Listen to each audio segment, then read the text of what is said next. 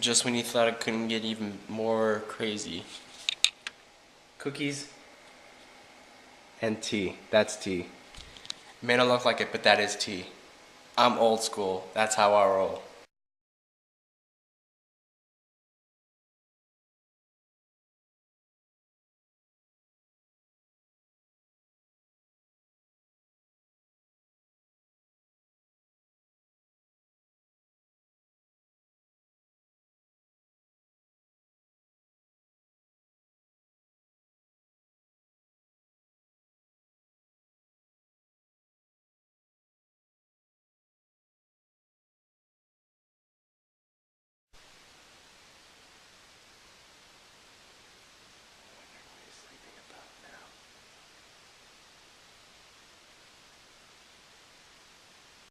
Well, hello guys. I'm at a stoplight real fast, but I just wanted to let you guys know that it is Saturday. I'm going to be doing a little running around right now, which is what I'm doing, and then I got to head over to my grandma's house to help finish unpacking, hang up curtains, and then I got to be back at my house at around 2, so that way my mom's friend can, well, he gets off of work by then though, but so it's he can come over and take off my tires, and then we can take a look at my car, and then hopefully tomorrow we can replace my struts on my car. So I'm really excited about that. I'm driving in a car with 2 whiny dogs, literally. There's one, and the other one is back there. But yeah, so I'm taking him over to my grandma's house because my mom wants me to take him there because she doesn't want to leave him alone and everything. So you can howl all you want. We'll be there in a little bit.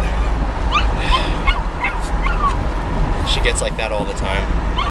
And here's my poor little car on jacks. Okay.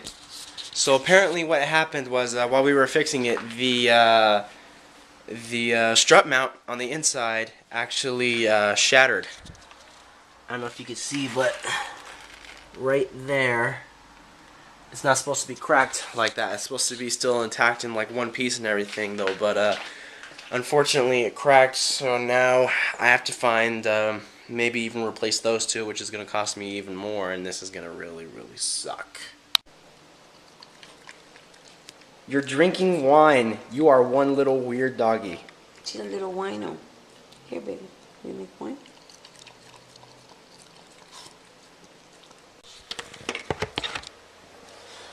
Well, hello guys. I apologize for this being a late edition of Odds and Ends, but like I said in my last video, everything is explained there, so so I should be back on schedule really soon. But anyways, without further ado, let's get to these crazy stories. Now in New Zealand, that's where our first story comes out of. In early 2009, birdwatchers on New Zealand's North Island went crazy when what appeared to be a brand new species of pinkish red hawk was discovered.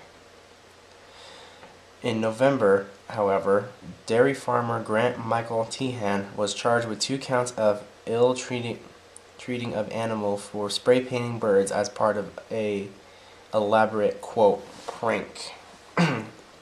Last week, Tehan was found guilty. Birdwatchers in the area sent several pictures to the local media believing they had discovered a new species of hawk. Unfortunately, one of the hawks was hit and killed by a car, and the spray paint was revealed. The Society for the Prevention of Cruelty to Animals began investigating after Tehan asked his nephew to send a YouTube clip to the media featuring an oddly colored magpie in a trap. Computers seized at Tehan's property in the rural town of Dannevirke had files, photographs, and films relating to the red bird deleted. Palmerston North SPCA manager Danny Auger told the Manawatu Standard this was the most bizarre case he had worked on. Quote, various people got involved, like experts who thought maybe it was a new strain or a new type of bird or whatever. But then feathers were getting found, and it was obvious somebody was actually painting these hawks. Tehan, who will be sentenced later this month, is considering appealation for appealing his conviction. Really? That's just like saying you have nothing to do with your spare time, so you're just gonna go out and just spray birds just because you're bored out of your mind and you have nothing better to do. God, man, people are stupid from time to time. Moving on to its neighboring country, Australia.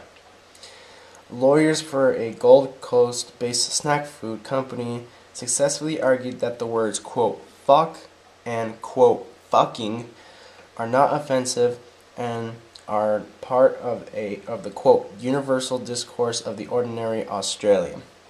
As a result, the trademark examiner overturned a ruling from last year that rejected the would-be snack food called Knucking Futs. You see that they flip the F in the N? Yeah. As in, quote, obvious spoonerism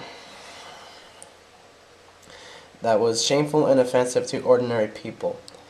Solicitor Jamie White drew up a 5-page legal document cataloging the history of controversial product names in defense of his client's naughty nut-based snack.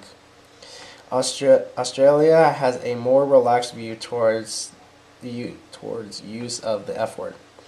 In reporting on that ruling, the Melbourne Herald Sun noted that the word is commonly heard in live sports broadcasts and was recently, if accidentally, dropped during a live speech by Communications Minister Stephen Conroy, who oversees the country's broadcasting standards.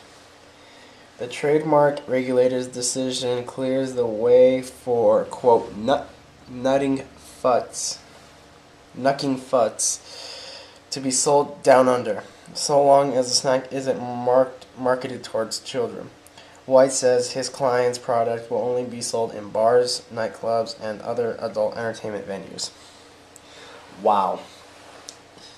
You sell a snack, you flip the words just because you think it's creative. People get offensive. And what do? Oh, okay, we'll sell it, but we'll only do it at bars, nightclubs, and other adult entertainment venues just because children don't want to read it and be like, Mommy, what is knucking futs? Because you don't want your kids saying that, do you? Way to go, Australia. Alright. Moving on to Colombia. Organizers of the FIFA U20 World Cup are being investigated after they pay a, quote, shaman more than $2,000 to prevent rain from falling on the festivities. According to the BBC, an investigation was launched after the cost of staging the event in Colombia ran over budget. During the financial probe, it was revealed that Jorge Elas Gonzalez, 64, was contracted to prevent the spectacular closing ceremonies in Bogota's El Campín Stadium from being rained out. Organizers of the event defended the hiring of the self-described shaman, noting that the ceremony was, in fact, rain-free. Quote, it didn't rain on the ceremony. Ana Marita de Pazero, the anthropologist of theater director who was in charge of the event, told reporters, quote, it was successful and I would use him again if I needed to. Doubters in Colombia, however, have questioned why Gonzalez hasn't hired to minimize the impact of the country's last rainy season, which killed 477 people.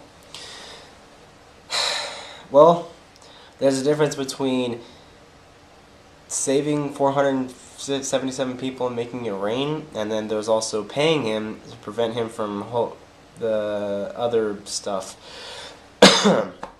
But trust me, things are really weird in other countries. Like this, wow. Pay a guy $2,000 to not make it rain on a soccer event, and then people get all sentido because it's like, oh, okay, if you can do that, why can't you do it for like the whole rest of the world and all this other crazy ish? You know, it's like, oh no, we have to pay him in order to do it, when in reality they shouldn't. But anyways, moving on to our last story, which comes out of Louisiana. Caddo Parish District 3 Commissioner and amateur fashion critic Michael Williams is fed up with people who wear pajamas in public. After spotting a group of young men at a local Walmart wearing pajama pants, Williams drafted an ordinance that would prevent the wearing of PJs in public. Quote, pajamas are designed to be worn in the bedroom at night. Williams was quoted as saying in the Shreveport Times, quote, if you can't wear them at the boardwalk or courthouse, why are you going to do it in a restaurant or in public? Today it's pajamas. Tomorrow it's underwear. Where does it stop? Cotto says violators will not be jailed but will be required to perform public service. Some local officials have expressed concern over the proposal based on the difficulty of determining what exactly constitutes pajamas. Quote, it's going to be very difficult to enforce the way it's described, although I have not seen anything in writing, said Caddo Pardus Sheriff Steve Parater. The city of Shreveport, which serves as the county seat of Caddo, already has a no baggy pants law. According to the Shreveport Times, local police reported 31 misdemeanor incidents involving, quote, wearing of pants below the waist in public in 2011. Wow. If you really get that to make a law, wow. You really must absolutely have nothing to do in your spare time, honestly. Well, anyways, guys, I really hope you enjoyed this edition of Odds and Ends, and again, I apologize for it being late, but I should be back on schedule very, very soon. And take it easy, guys.